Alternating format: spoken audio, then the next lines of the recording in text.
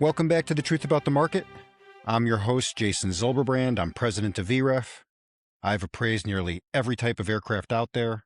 My clients range from private owners to lenders to insurance companies and operators, Fortune 500 companies, law firms, government agencies, tax assessors, even the FAA.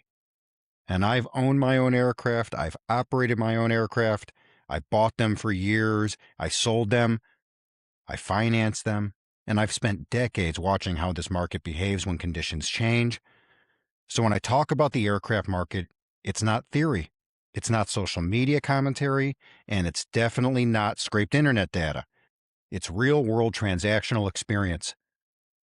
This podcast also has no sponsors, there's no advertisers, or outside influence. Nobody pays for our opinions, nobody dictates conclusions, because aviation is a capital-intensive market, and the market punishes misinformation every single time. And today, we're diving into one of the most understood parts of aircraft ownership and acquisition, and we're not talking about engines, we're not talking about maintenance or maintenance programs, we're talking about contracts. Specifically, the letter of intent and the APA, or the Aircraft Purchase Agreement. So, the LOI and the APA. Let's talk. Now, before some of you tune out thinking this is going to sound like a law school lecture, stay with me, please, because this is where aircraft transactions are truly won or lost. Most failed deals are not caused by bad aircraft. They are caused by mismatched assumptions. One side believes they negotiated certainty. The other believes they preserved flexibility. Both parties move forward thinking they understood the terms until the pre-buy begins and reality collides with interpretation. That is when transactions unravel. I've seen aircraft deals implode over a single sentence, not because an engine failed, not because of damage history, because the parties never clearly defined responsibilities, standards, remedies, timelines, delivery expectations before money and emotion entered the equation. And once that process starts moving, folks, leverage shifts rapidly. The buyer begins uncovering discrepancies. The seller, well, they get defensive. And brokers, well, we all know what brokers try and do. They try to keep the momentum alive. And the attorneys tighten the language, and the financing deadlines start to approach. And folks, it's real. If you're going for financing, your deal is only good for so long until, guess what happens? The interest rate changes. You got insurance requirements. You got maintenance findings. And then, of course, your money's locked in escrow if you're doing things right. And so they're also consuming your time and money. And suddenly, a transaction that looks straightforward becomes a conflict over corrosion limits or inspection authority or logbook completeness. Maybe it's over deferred maintenance. Maybe it's over airworthiness interpretations and ADs. And who's responsible for what? See, this is where inexperienced participants, they get trapped. Buyers become emotionally committed before the pre-buy inspection is complete. I tell people that all the time. Don't fall in love with an aircraft before you know what you're buying. And sellers assume good aircraft automatically means it's going to be a simple, smooth sailing, clean transaction. Neither assumption is true. A disciplined transaction is not built on enthusiasm. It's built on structure.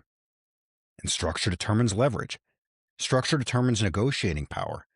Structure determines who controls the process when problems appear, because problems always do appear, folks, especially today in these markets. And we're operating in a market where financing standards are super tight and insurance companies are scrutinizing pilots and aircraft more aggressively than ever. And maintenance costs continue to spike, and aging fleets are exposing years of deferred realities that were masked during stronger market conditions, and that changes transaction behavior dramatically. A vague contract during an aggressive upcycle is dangerous. A vague contract during a tightening market can become catastrophic. And today, I'm going to pull back the curtain on how these transactions actually work in the real world, because we're going to discuss what the LOI is truly designed to accomplish, what the APA actually governs, where negotiations usually begin breaking down, how leverage changes once inspections start, why buyers frequently overplay or underplay discrepancies, and why sellers become emotionally attached to positions they can no longer defend. And then lastly, Why so many aircraft deals fail long before the scheduled closing date. Because purchasing an aircraft is not simply a transfer of ownership, it's a negotiated transfer of risk, transfer of liability, expectations, and future exposure. And if you do not fully understand the paperwork, you do not fully understand the transaction. So, with that, let's start with the basics, the letter of intent, or the LOI as you're going to hear it referred to. Because in aviation, this document is often treated like a formality. It's quick, it's procedural, something people rush through all the time just to get real contracts in place. That mindset creates problems immediately. And let me tell you why. I've been doing this forever. The LOI is a roadmap for your transaction. If you skip this step or you handle it carelessly and you create a deal with no clear framework, no defined expectations, and no mutual understanding of how the process is supposed to unfold once pressure enters the equation, and as I always tell you, pressure will enter the equation. Now, technically, most LOIs are described as non-binding, and that is generally correct. Every lawyer will tell you that. But the purpose is not to legally trap someone into buying or selling an aircraft before the due diligence occurs. And if that's your thought process, you're missing the point altogether. The purpose is alignment. It's a roadmap. It's a way to determine whether both sides are truly operating from the same understanding before the larger expenses begin accumulating. But people misunderstand non-binding all the time. So, non-binding does not mean irrelevant. It does not mean meaningless. And it certainly does not mean harmless, because portions of the LOI are often enforceable. Confidentiality provisions may survive. Exclusivity clauses may restrict the seller from marketing the aircraft elsewhere for a defined period. There's deposit structures that may carry obligations. There's broker protections, and that may be established in that document. Governing jurisdiction is also identified, right? Venue. More importantly, the LOI shapes the psychology of the transaction long before the attorneys start revising APA language. This is the optimistic stage. The aircraft still looks good. The buyer's imagining ownership. The seller's anticipating a closing. See, at this stage, everyone assumes the inspection's going to go smoothly because nobody wants to believe otherwise yet. That is exactly why discipline matters here. The LOI is where sophisticated buyers start identifying risk early, where inexperienced buyers focus almost entirely on price. And you know what? Price alone, it tells you very little about the quality of the aircraft or the quality of the deal. Because a buyer can overpay for a great aircraft and still survive. A buyer can get a cheap aircraft and walk into a financial disaster. The structure determines the outcome. The LOI should clearly establish the operating framework of the transaction, right? So let's talk about what it should do. It should clearly define what the purchase price is and your deposit requirements. And that means when the deposit goes hard versus refundable, right? Going hard, non-refundable. That means you don't get it back. You also have inspection rights. What do you get to do? Is it a logbook review? Is it a piston aircraft and just an annual and a walk around? Right? You got to take all this into account in the LOI. Timelines to close. Timelines are important. How long is it going to take you to go look at the airplane? How long do you think the seller is going to dance until they say no more? So that's why you have to have a definitive timeline as to when you're going to do everything. Inspect, view, take a test flight, and close. Escrow handling. Who's paying for what? Are both parties splitting the fees? Is the buyer paying for all of them? Does that mean the buyer gets to pick escrow? Right? These are questions you should be asking yourself. Delivery conditions. What is it that you're buying? Right? How is it going to show up at your hangar door? Those are your delivery conditions. What do the records look like? What's your expectation as a buyer versus the expectation of a seller? Is there something missing? Are you waiting for the buyer to find it? Or are you transparent and telling them ahead of time? And then you've got exclusivity periods and closing targets. And while those don't seem very important, but in a hot market they really are, how long are you going to give a buyer the opportunity to buy your aircraft if you've got 2 other, 3 other a half a dozen other buyers potentially wanting to buy, but you've already signed an LOI. That's why you need to let them know in the LOI how long you're going to let them play, how long until they close. What are the closing targets? What has to happen? See, these items, they all sound really simple, but then the inspection begins exposing the realities the listing never mentioned. This is where vague language in the LOI is dangerous. And one of the biggest mistakes buyers make is agreeing to unrealistic timelines because they're afraid of losing the airplane. Guys, if someone is pressuring you, especially in this market, to close and not giving you an opportunity to do what you need to do, walk, run. It's not the airplane you should be buying. Period. End of discussion. I don't care if it's the last one ever made.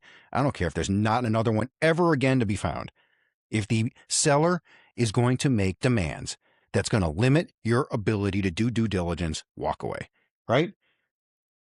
If financing takes longer than expected, if maintenance facilities are delayed, if parts availability becomes an issue, what if the discrepancies that are found during the pre-buy require a much deeper evaluation? So now all of a sudden, your compressed timeline to close works against the buyer instead of protecting them. So another major problem is poorly defined inspection scopes. I see that all the time, where a buyer doesn't put in writing what it is they want to do, but they've had the conversation with the seller, and now things start to go off the rails because the buyer is pushing for more and more and more. None of it's in writing. See, if the LOI does not establish reasonable expectations up front, conflict is what becomes guaranteed. Not anything else. I mean, what do you guys really think is going to happen once a mechanic starts opening a panel and then discrepancies start getting found? So if you think that an LOI doesn't do anything, you're flat out wrong. It protects both parties. It protects your interests, and it really prevents you from wasting a whole bunch of time, and it protects your money. See, we have to talk about one of the most misunderstood words in aircraft transactions to fully understand the scope of what I'm talking about. And that's the term airworthiness, because people throw it around constantly as though everyone shares the same definition. Unfortunately, they do not even close. I just saw a broker the other day referring to cosmetic issues as airworthiness, which is just flat out wrong, in my opinion, right? Because, I don't know, how do you put this? Typically in a letter of intent, the cosmetic issues are separated from the airworthiness ones. So you may view the same discrepancy as evidence of poor ownership, right, or deferred maintenance or future financial exposure, but it doesn't necessarily mean that it's an airworthiness issue. And that gap really becomes dangerous on an old aircraft because today's market contains a growing number of aircraft that appear clean cosmetically, but the flip side is true where they're hiding years of deferred maintenance decisions, right? So one thing you need to know, fresh paint doesn't eliminate corrosion. If someone tells you the aircraft was just painted, don't do any inspections, I think that's craziness. A brand new interior doesn't hide things behind the panels, right? So a listing, you got to look at it really closely because it can tell you whether maintenance was proactive or reactive. And the older the aircraft becomes, the more critical inspection language becomes inside the LOI itself. This is also where leverage begins taking shape. See, a weak deposit may signal a buyer lacking conviction or financial capability. And an excessively restricted exclusivity window, it may trap a seller unnecessarily. There's been a bunch of lawsuits about that. Undefined discrepancy standards create uncertainty for both sides, and everything established here affects negotiating power later. And perhaps most importantly, the LOI is where buyers must remain emotionally detached. And I know that sounds easier said than done, but you got to do it. And I know it's really hard, especially in aviation or any asset for that matter that has an emotional tie to it, like buying a exotic car, or maybe it's a high-end watch or a boat. See, aircraft ownership carries identity. And with that, you get excitement and status and lifestyle aspirations. And of course, it feeds your ego. And buyers begin imagining the trips they're going to take and the business they're going to go on and the family travel with their friends, or operational freedom before the aircraft has even completed the inspection. If you remember in one of my previous podcasts, I told you about one of the oldest tricks in the book for a car dealer. And that was to let you do a demo over the weekend so you could take the car home on a Friday. So all your neighbors see it there all weekend. And come Monday morning, the last thing your ego is going to allow is for you to return that car, right? Airplane psychology becomes theirs before the transaction has earned that conclusion. That is where decision making starts deteriorating. Because once emotional attachment forms, objectivity weakens. Buyers rationalize the findings and sellers become very territorial. And then, of course, minor disagreements, they become personal. And instead of evaluating the aircraft as a financial and operational asset, people begin defending their positions emotionally and they dig in. And professional buyers avoid that trap. They understand that the LOI is not the celebration stage at all. It's the framework stage. Because a well-structured LOI, it doesn't guarantee a successful closing.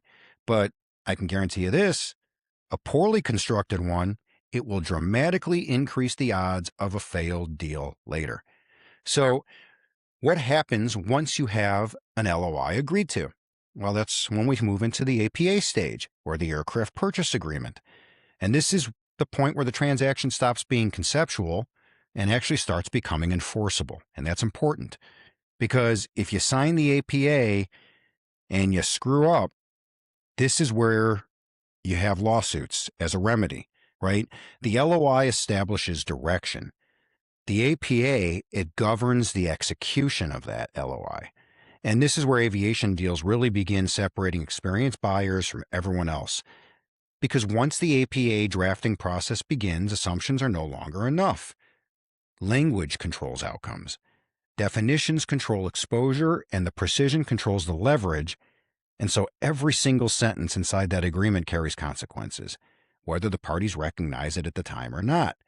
See, and this is where attorneys, if you're listening, people, this is where attorneys step into the process. This is where they can really help you. But one of the biggest misconceptions in aviation is believing that the legal team alone protects the deal. They don't, but they are there to assist. But see, here's the rub. Attorneys, they understand contracts, but they don't always understand an aircraft, and that distinction matters enormously. See, a lawyer may draft technically correct language that becomes operational unworkable during a pre-purchase inspection. I've seen this before. I'm sure a lot of you have as well. And I don't think lawyers go to kill a deal, but I think they over-lawyer sometimes, and especially on the business jet side. They want to leave their thumbprint on everything. See, a mechanic may identify discrepancies that were never contemplated properly in that purchase agreement. And brokers may try to preserve momentum by minimizing the findings that later become major disputes. You've seen all of this. This has happened 1,000 times. It's probably happening right now. And the APA is where all of those worlds collide. This document, it ultimately controls everything, right? Your representations and disclosures. And that's important. Who are you buying the airplane from? Have you ever really thought about that? Is it a back-to-back? Is the broker buying it from the seller and then reselling it to you? Is it an inventory dealer? You need to know these things. Inspection procedures, discrepancy resolution. What happens if there's a discrepancy and it's over X amount of dollars? What happens? That's why we have purchase agreements. Acceptance standards. What is it that's going to allow the buyer to formally and technically accept the aircraft, which then has major ramifications because that's what happens. That deposit that was refundable, now it's not. Now it belongs to the seller. There's default provisions. What happens if either party walks away? I mean, it happens, guys, and it happens way more than you think. And then you got delivery requirements. Is the seller responsible for bringing the plane to the buyer? Where's the closing location, right? Is it a tax haven? Is it being moved from the pre-buy facility to somewhere else for closing? Who's going to pay for that? You got liability allocation. You got operational status at closing and the mechanics of funding and transfer, and the title and the liens in place, and all of that is complicated. So when structured properly, the APA creates clarity under pressure, right? You have something to refer back to. You guys are pilots. You like checklists. Well, that's what the APA is doing. It's a checklist. If it's structured poorly, It creates confusion precisely when the transaction becomes stressful. And the stress reveals every weakness in the agreement. One of the most common mistakes I continue seeing in aviation is the use of recycled contracts.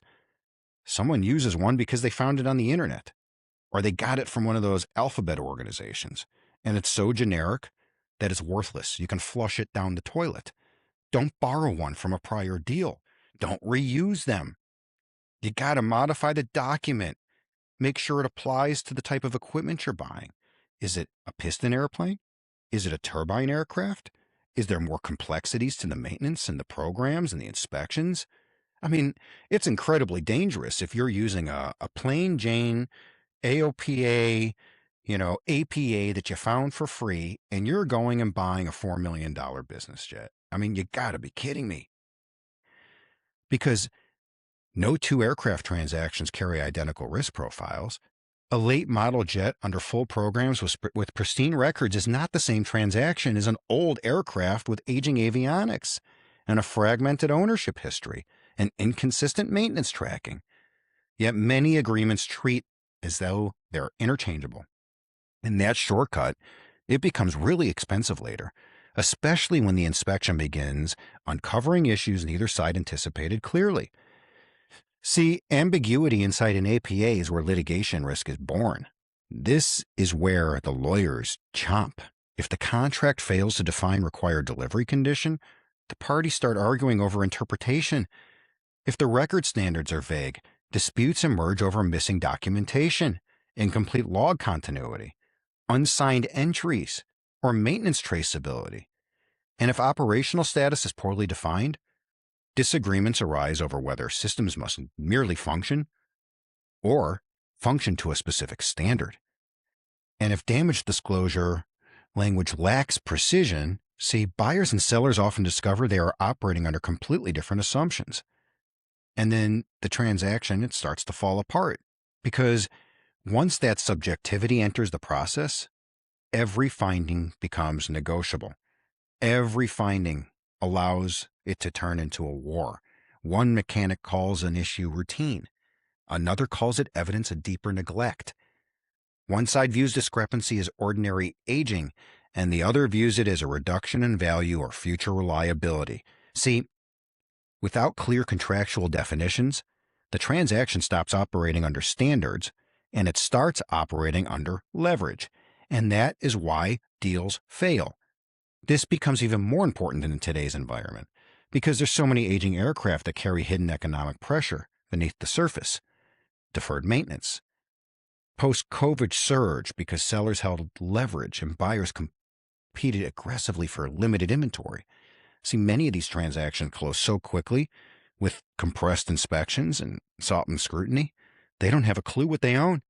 And now the market's normalizing, and all those aircraft, they're all getting put on the market for resale.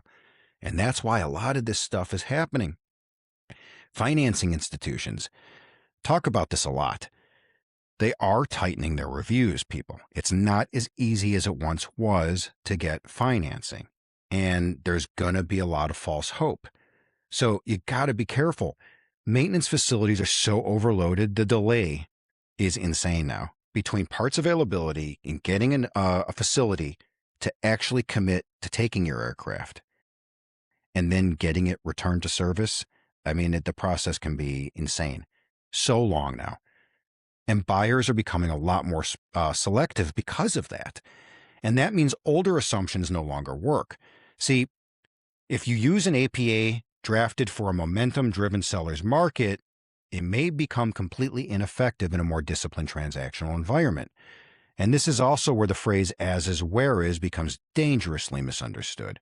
See, people hear that language and assume it eliminates all seller responsibility. And that is sometimes true, but it's not necessarily always true. An aircraft sold as is may still carry delivery obligations. The seller may still be required to deliver the aircraft in an airworthy condition. There still may be obligations tied to the records, or how the inspections were done, or things like maintenance programs, and title condition, or things that are undisclosed. And this is where an inexperienced participant gets completely blindsided because Many buyers believe as is means they have no negotiating rights during the inspection. The truth is, people, I have yet to see an APA that doesn't have as is, where is language in it. Meanwhile, some sellers incorrectly assume it shields them from every future dispute. And neither one of those assumptions is automatically correct. It's a very gray area. The enforceability depends entirely on the surrounding language, the representations made during the transactions, the jurisdiction, right? This is why it's so important to know where the venue is and the specifics of the agreement itself. And this is why sophisticated APAs are built around clarity rather than optimism. The strongest agreements reduce interpretation. They define the standards. They establish the process. They remove uncertainty. And the weakest agreements, they do just the opposite. They rely on assumptions, and they often allow people to postpone difficult decisions based on poorly written definitions. They leave operational terms completely open-ended. And once the inspection gets going, the gaps become pressure points. And at that stage, the airplane itself is no longer the only issue. The structure of the transaction becomes the transaction. This episode is powered by VREF, the standard in aircraft valuation. If you're buying, selling, financing, or just trying to understand what your aircraft is really worth, VREF it. VREF Online gives you the data that actually drives decisions. Not opinions, not listings, not guesswork. So go to vref.com and VREF it before you make the call. Now let's talk about what happens in the real world when buyers shortcut the process.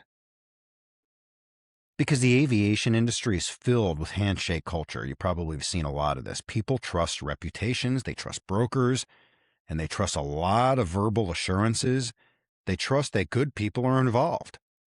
And then 6 months later, they discover the plane they bought is missing records and undisclosed damage history, or a lien, or maintenance exposure that completely destroys the economics of the deal. And this is precisely why the LOI and APA matter. Not because lawyers enjoy paperwork, because aircraft transactions involve hidden risk. And when the structure is weak, the buyer usually discovers the problem after the money's already left their bank account. I've seen this. Buyers purchase airplanes without a properly drafted APA because they wanted to keep things simple, or they didn't want to deal with it, or they're lazy. That's one of the most dangerous phrases in aviation. Keep things simple. Simple works until something goes wrong, and then suddenly everyone realizes nobody clearly defined delivery conditions, or title requirements, or remedies after something gets discovered. And once that happens, litigation becomes brutally expensive, people. Let's start with liens. Most first-time buyers assume that if a seller physically possesses the airplane, then the title must be clean. 100% absolutely false. There have been numerous GA and business aircraft disputes involving mechanics liens, unpaid maintenance invoices, tax claims, security interests discovered after closing because buyers failed to perform proper title due diligence through an FAA registry, an aviation title specialist. In one highly discussed piston aircraft dispute, a buyer acquired the aircraft only to later discover unresolved maintenance lien claims tied to prior work that had never been properly done. The aircraft technically transferred ownership, but the financial exposure followed the aircraft. Suddenly, that great deal became a legal and financial nightmare because the buyer failed to properly structure title protections before funds moved. And here is the brutal reality. A title problem in aviation does not just affect ownership, it affects financing. It can affect your insurance. You won't be able to resell it. You may not be able to put it on the market. And even operational legality in some circumstances becomes a problem.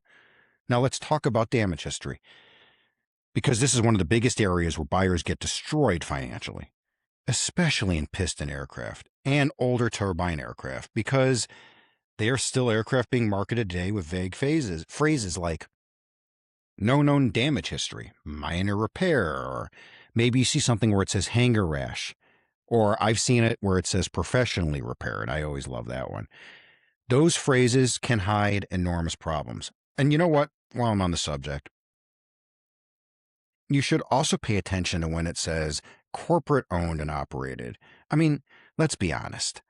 You would expect all aircraft to be maintained and operated to really the same limitations. But yes, corporate flight departments, they tend to carry like that blue ribbon seal. And so I think a lot of buyers will tend to cruise control through a deal if they're buying it from a majorly known corporate flight department versus an individual. Anyway, I have seen a ton of aviation disputes in my career. I've seen them for everything. Structural damage, where buyers discovered it after they owned it because the repairs were buried so deeply inside logbooks and there were missing forms and there were so many inconsistencies. And a lot of you were saying, well, why did they buy the airplane? Well, they shouldn't have. But see, I tend to get involved after the fact. I tend to be called after they discover the problem. I don't know why a lot of people close when they start seeing these things. Something tells me it goes back to what I said earlier. They're emotionally attached. The wife, the friends, the family, everybody sees that they're getting an airplane. Last thing they want to do is say, hey, we're not buying.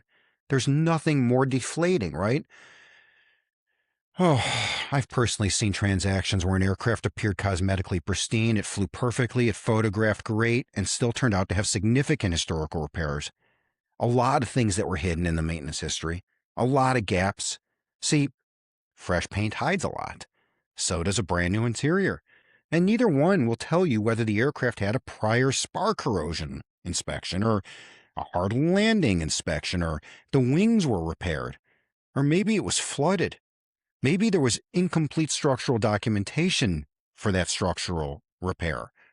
See, all of this stuff is a killer. But let's talk about what the biggest value killer is in aviation. And I had one just yesterday morning. Missing records. See, people outside aviation do not fully understand how devastating incomplete logs can become. In the general aviation and business aircraft world, records are part of the asset itself. No logs does not simply mean missing paperwork. It means uncertainty, and it just destroys the aircraft's value. I've seen buyers purchase aircraft believing the missing logs were not a big deal, only to discover later that a lender refused to finance it, or every buyer that they thought was going to purchase it completely disappeared.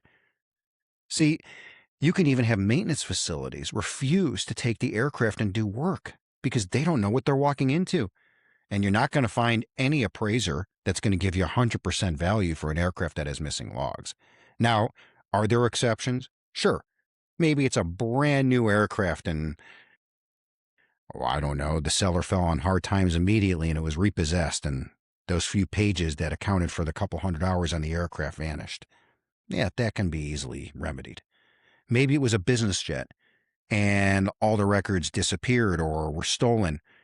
There are people out there that are pretty good at figuring out what happened and recreating those logbooks, but you're not getting the originals back.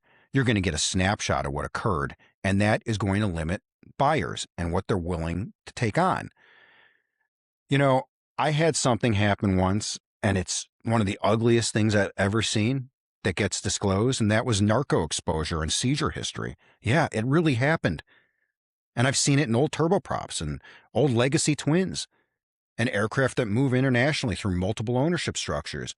There have been documented cases where aircraft were later tied to prior narcotics operations, seizure actions, or law enforcement investigations that were never fully disclosed during resale. I even know someone who bought an aircraft from a government auction and it was used for FBI surveying. See, sometimes the aircraft had been legally released and returned to commerce. Sometimes the ownership chain itself becomes difficult to verify. Sometimes maintenance history during certain operational periods was incomplete, or you couldn't verify it. And here's the problem. Even if the aircraft is technically legal to own and operate, the stigma will follow because the buyers are going to be way more cautious, and so are the banks, and so are the insurance companies. And so what happens is the future buyers, they start asking questions, and that affects value whether people want to admit it or not. And this is why sophisticated aircraft transactions are built around verification, documentation, and clearly defined contractual protections. Not trust, not a handshake, not optimism, not emotion, not some 3 or 4 letter association. They're not going to protect you. The pre-buy inspection is not designed to validate your excitement about ownership. It is designed to uncover risk. And the buyers who survive long-term in aviation are usually the ones willing to walk away when the facts stop matching the story. Because, see, once the transaction closes, you have no leverage. At that point, the airplane and all of its problems, guess what? It all belongs to you. If you're looking at an aircraft and wondering, what is it actually worth? Well, don't guess. VREF it. VREF Online, it gives you real-time data. We give you quarterly updates and coverage across more than 900 aircraft models, and we add more all the time. And it's built on how the market actually behaves, not on how it's advertised. See, this is the platform that all lenders, insurance companies, and serious operators rely on when the number has to hold up. So go to vref.com and VREF it before you make a decision to buy or sell an aircraft. Okay, let's switch horses a little bit. Let's talk about the folks out there that are trying to save some money. Because one of the most expensive mistakes aircraft buyers make is believing they can shortcut expertise. They assume hiring professionals is optional. They think attorneys just slowed the deals down, and they think brokers are overpaid. Okay, I get it. Who doesn't think brokers are overpaid and attorneys slow deals down? But these are, after all, the same groups of people that you call when the poop hits the fan, right? They think a mechanic glancing at an airplane is sufficient due diligence. Many buyers convince themselves they are smarter than the process itself. Well, I think that mindset destroys transactions because aviation is not a simple retail purchase. This isn't a washer or a dryer or a TV or a car or even a boat. You're dealing with title exposure. You have real maintenance history issues. And you've got regulatory compliance that's way over the head of most people I know. And then if you combine that with operational risk and the financing requirements and the insurance scrutiny, you're in over your head. And we haven't even gotten to damage. How do you analyze damage? How do you take into account taxes? How do you take into account future liquidity? All wrapped up into a highly specialized asset class where mistakes can cost hundreds of thousands or even millions of dollars. I have several clients who'd be more than happy to talk to any of you about what happens when you make a mistake. Taxes are real. See, the right professionals, they shouldn't be looked at as expenses. They are risk control mechanisms. A qualified aviation attorney, he or she understands how transaction language affects liability and leverage. And a competent title company identifies issues buyers never see. A serious maintenance review uncovers operational realities hidden beneath cosmetic presentation. And an experienced appraiser, like me, well, I separate market value from salesmanship. And yes, a good broker often earns their commission. That statement bothers some people, but it is true. Buyers frequently assume brokers simply open doors and collect checks. If it were only that simple. In reality, the best brokers manage psychology. They structure your negotiation. They identify unrealistic expectations. That's a big one, folks. They talk you down. They tell you what's going to happen and why it's not going to happen based on what you think. And they're going to coordinate timelines so you don't embarrass yourself Friday night at dinner with your friends telling them you're about to close on your first aircraft, when reality, you may be 3 months away. See, they also control the communication flow. They get to talk to the other side, and they work for you. So that prevents emotional escalation, and that's why they keep transactions alive. Guys, I'm not saying every broker is great. Far from it. And I won't bore you with all of those stories. But I will say this. Sophisticated aviation brokers understand something inexperienced buyers do not. Aircraft transactions are usually lost in the details, not the headline price. Remember that. I've seen buyers spend weeks negotiating $50,000 on a purchase price while completely ignoring maintenance. And that exposure later cost them 10 times more. I've seen people obsess over cosmetics, which is so silly. They ignore logbook continuity. They don't bother to review engine program implications. They don't look at corrosion history. They don't look at title, but, oh, it's got a nice paint job. I'm all in. I mean, are you kidding me? And I've watched buyers rush into transactions because they feared losing the airplane to another bidder. This happens so often, it's crazy. I mean, granted, I get it. You don't want to lose out. But you got to listen to the two voices on your shoulders, right? The devil and the angel. You got to balance them. There is no reason why you should feel pressured or rush into closing if you haven't done your due diligence. I'm saying it again. And I'm going to say it again and again and again. And hopefully one of these days, I'll get less phone calls about problems post-closing. But I guess that's a desire, and it's probably not going to happen. You know, if you look at the truth is the cheapest part of aircraft ownership is often the due diligence. The expensive part comes later if you skip it, because once the transaction closes, the leverage is gone, and at that point, the aircraft and everything you found, whether it's a lien you discovered, right, or undisclosed damage, or maybe there was some crazy STC, paperwork issue. I've seen it all. And all of that stuff, it's yours. The debt is yours from the lien. See, the aircraft transaction is not simply the exchange of money for a machine. It is negotiated transfer of risk, responsibility, information, and again, future exposure. So the LOI establishes alignment. It sets the roadmap. The APA, it defines your obligations. The inspection challenges assumptions. And closing day ultimately reveals how disciplined the process truly was from the beginning. The strongest transactions are rarely the easiest ones. They are the transactions where both sides entered the deal with realistic expectations, clear definitions, proper representation, and the willingness to confront problems before they became expensive surprises later. Because a sophisticated buyer understands something inexperienced participants often learn the hard way. The airplane itself is only part of the acquisition. You're also purchasing the maintenance philosophy of the prior owner, and the quality of their record keeping, and the quality of the operational history, and the integrity of all of their disclosures. See, the liquidity profile of the asset and the economic realities hidden beneath the presentation. See, all of this stuff, that's why the structure matters. That's why due diligence matters. And that's why shortcuts in aviation usually become visible. Well, eventually anyway. Sometimes it happens during the inspection. Sometimes it happens when you're going to resell the aircraft. Sometimes it happens after you get sued. But eventually, the truth surfaces. This market has a way of exposing weak assumptions over time, especially now, as financing is tightening, as insurance scrutiny increases, as the maintenance costs, they go up every day, and our fleet continues to age, revealing years of deferred realities. Transactional discipline matters now more than ever, people. And remember, markets rarely weaken all at once. They weaken through behavior first, deals take longer, negotiations become harder, inspection disputes increase, buyers become more selective, lenders demand more documentation. That friction appears long before price guides fully reflect the shift, which means understanding transaction mechanics is not just legal protection, it's market intelligence.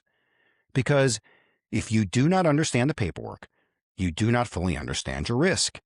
And if you do not fully understand your risk, you can't truly understand the aircraft market itself. This podcast exists for one reason: to analyze aircraft as capital assets without brokerage, spin, without manufacturer narrative. And remember, when you need accurate, defensible, and data-driven aircraft values, there's only one name in the industry to trust. That's VREF. Visit vref.com to get started today. The market is moving, people. It's just not moving where they're looking. I'm Jason Zilberbrand, and this is the truth about the market. Until next time, fly safe and stay smart.